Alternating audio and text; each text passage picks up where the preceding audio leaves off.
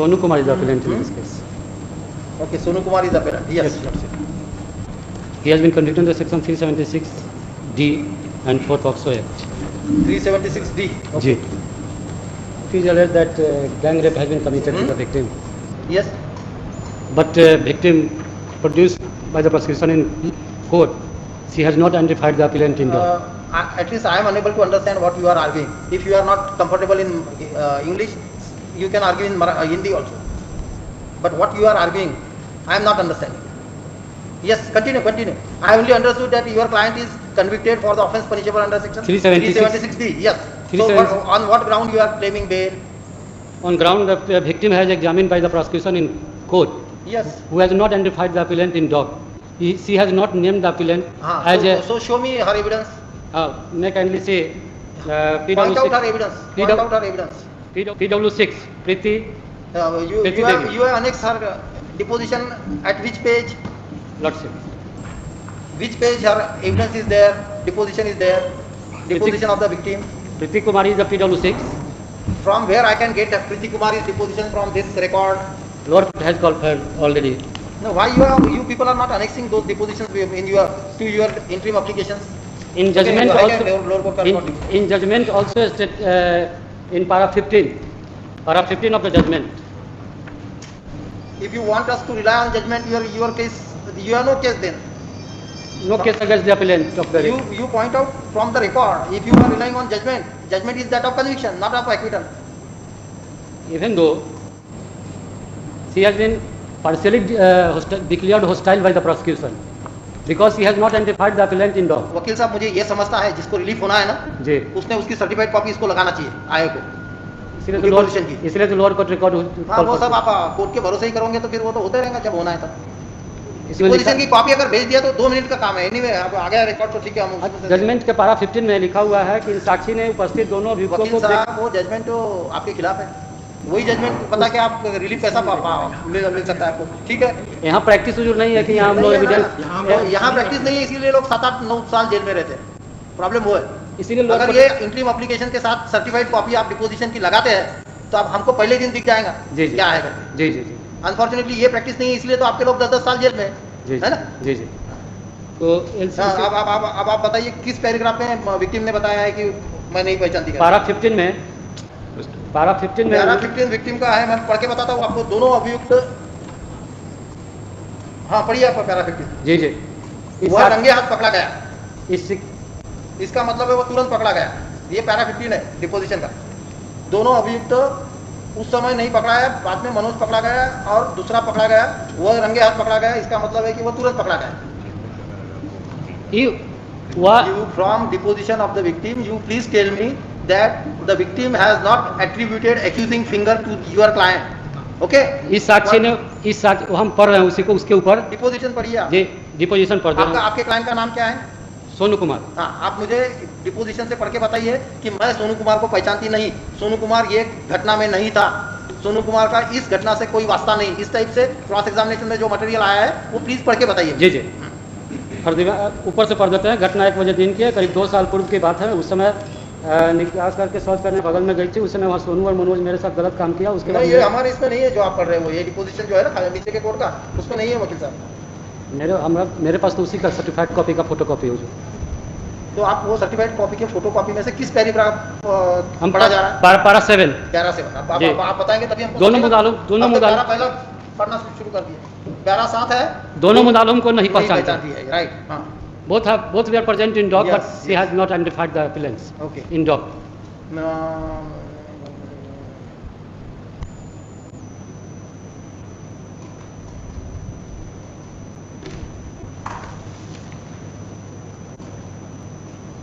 अब मुझे जजमेंट का वो हिस्सा पढ़ के बताइए जिसमें ये होने के बाद भी आपको कन्विक्शन दिया है क्यों दिया है उसके बारे में क्या रीजन बताया रीजन उसका सिर्फ 164 का स्टेटमेंट है आप पढ़िए जी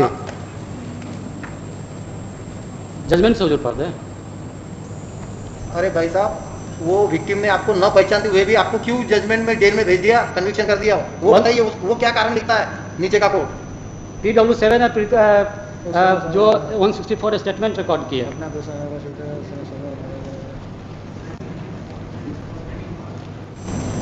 इसमें ये कहते हैं कि घटना के तुरंत बाद दर्ज प्राथमिकी में एवं न्यायालय में दर्ज 164 द प्रसंख्या के बयान में दोनों अभियुक्तों का नाम सही रूप से लिया गया है, किंतु पीड़िता द्वारा बाद में गवाही के दौरान दर्ज बयान में अब ये बताइए मुझे, वो समझौता पत्र कहाँ है, वो बताइए, रिकॉर्ड पे कहाँ है? ऐसा कोई समझौता जो हुआ नहीं था ऑन रिकॉर्ड। ये अटेंशन लिया गया है कि आप लोग साक्षी ने समझौता पत्र को देखकर कही कि इस पर मेरा एवं अभियुक्तगण का फोटो है जिसे वह पहचानती है, दोनों फोटो सही है। समझौता पत्र पर सोनू कुमार मनोज माली का नाम जो लिखा है उसके संबंध में पूछने पर कहती है कि सही है। ये कहाँ है समझौता पत्र? On record.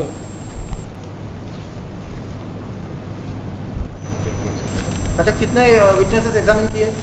इसमें विटनेस एग्जामिन हुए हैं 9 हो गए ना, तो पहला कौन है? 9 विटनेस नंबर 1 जी। पारा 1 में शीला देवी है। एक मिनट पैरा 1 शीला देवी है जी। उस दिन हम मालिक जब रास्ते में मकई की खेत में देखा, प्रीति गोयल थे, हम किसी का नाम नहीं ली है। प्रीति कुमार की हम लोग 10। ये कौन है लेडी? है लेडी क्लेम टू रिलेशन से विक्टिम्स की कौन है ये? दादी बता रही है कि दादी है ये? जी। ओके।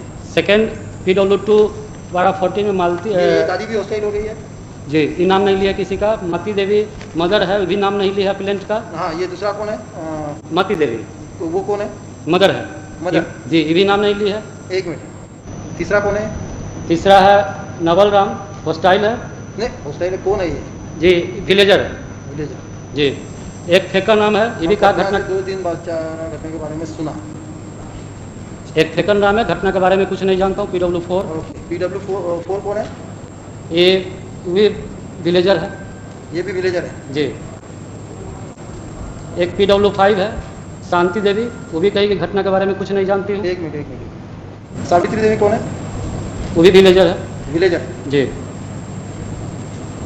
ये भी हॉस्टाइल है। ओके। और बाद में प्रीति कुमारी है। PW6 विक्टिम है।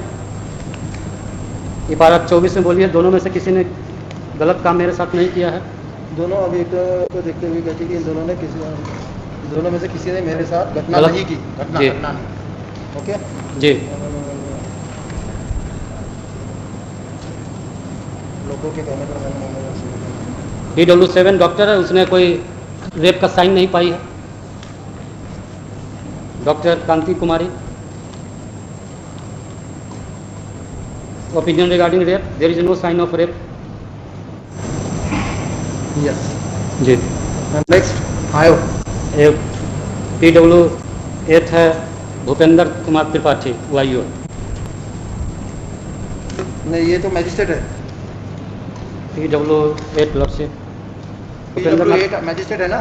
ई मजिस्ट्रेट जी, ई मजिस्ट्रेट साहब है। PW9 के सिंधन शर्मा आयु। इन्होंने अपने बयान बोला कि लड़की बोली थी हमको 25 साल मेरा उम्र है, लेकिन हम 15 साल लिखे थे। क्या इन्होंने अपने बयान के पारा 4 में बोले कि लड़की अपना एज बताई थी 25 साल। किसने बोला पैरा 4 में? PW7 PW8 Bhupendra Nath ji. पीड़िता ने अपने उम्र 25 साल, लेकिन मैंने 15 साल अनुमान जी। Yes. Any state is appearing in this matter और not? Yes My lord, so far the statement of victim is concerned, my lord. My lord, who is my lord? PW6. She has stated in her statement, my lord, कि the घटना 2 साल पूर्व 1 बजे के दिन की है। वह शौच के लिए बगल में गई थी। उस समय सोनू और मनोज उसके साथ गलत काम किया। हाँ, गलत काम किया होगा ना। दुनिया भारत में कितने लोग हैं? 130 करोड़। बाद में इनके क्लाइंट ने किया कि नहीं किया वो देखना है। But in my Lord the statement 130 crore में लोगों में से किसने किया गलत काम? उसके बारे में क्या बोलते हैं वो बताइए। नहीं, उसके बाद में वो कहती है कि हम नहीं पहचानते हैं, ठीक है। लेकिन जो कंप्रोमाइज पिटीशन जो वहाँ कोर्ट में दायर हुआ था, उसमें फोटो लगा हुआ था, उसके बारे में वो कहती है। कहाँ है वो बताइए। इसी में आया है जजमेंट रिकॉर्ड पे। कहाँ है वो? प्रूव हुआ क्या डॉक्यूमेंट? 164 के स्टेटमेंट में सी हैज स्टेटेड माय लॉर्ड कि द रेप वाज कमिटेड भी था। 164 का स्टेटमेंट सब्सटेंटिव एविडेंस है रहता कि corroborative just after occurrence my lord she has given just after occurrence my lord she has given 164 का statement corroborative piece of evidence रहता है, सब्सटेंटिव पीस ऑफ एविडेंस रहता है। Right my lord, only statement is only for corroboration of the my Lord.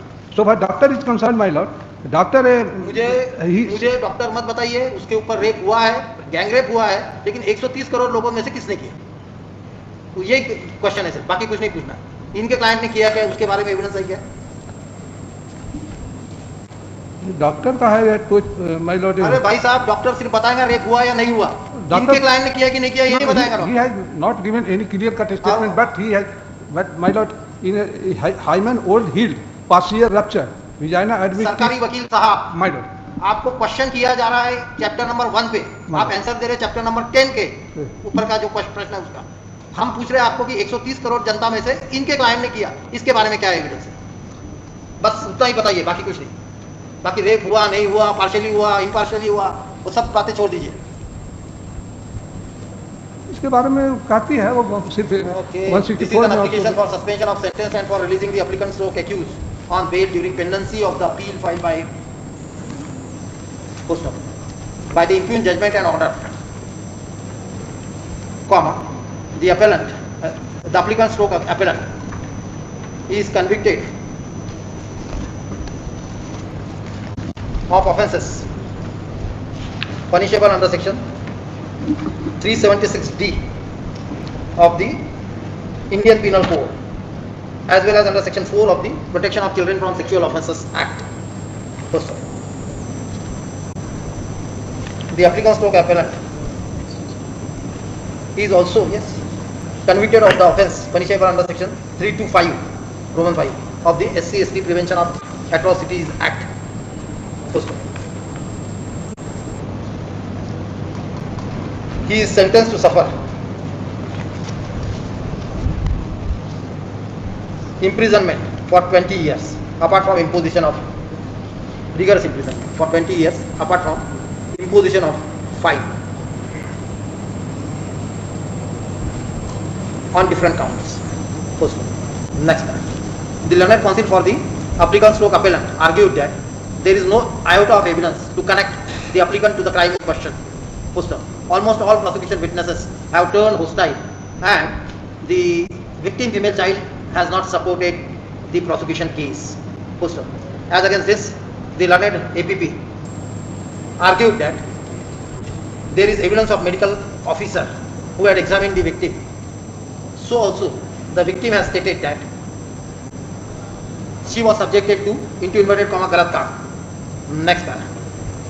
We have considered the submission so advanced and we have also perused record and proceedings. First of all, the only question which arises for consideration at this stage is whether the applicant is entitled for liberty during pendency of the appeal filed by him. First of all, normally in cases of such heinous offence, the applicant stroke appellant is not entitled for suspension of sentence provided there is evidence against him to connect him to the crime in question. First one. However, in the case in hand, the victim female child who is examined as PW6, has not supported the prosecution case. First one. Though she alleged that, though she has stated that she was subjected to the gang rape by Sonu and Manoj, in chief examination itself, she has refused to identify the accused standing in the dock. First one. In paragraph 24 and 26 of our cross examination, the victim female child has stated that the accused standing in the dock has not committed penetrative sexual assault on her and he was arrested by the police on say of the public at large. First one. Next paragraph. PW1 Sheila Devi, who happens to be grandmother of the victim female child,